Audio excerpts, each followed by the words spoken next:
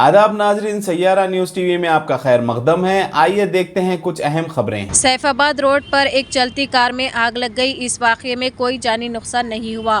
Car लकड़ी का पुल से खैरताबाद की तरफ जा रही थी कि इसमें आग के शोले भड़कने लगे। इसे देखते ही कार के ड्राइवर ने फौरी चौकन्ना होकर गाड़ी को सड़क के किनारे ले लिया और तमाम सवार बाहिफाजत बाहर निकल गए। चंद मिनटों में कार आग की लपेट में आ गई।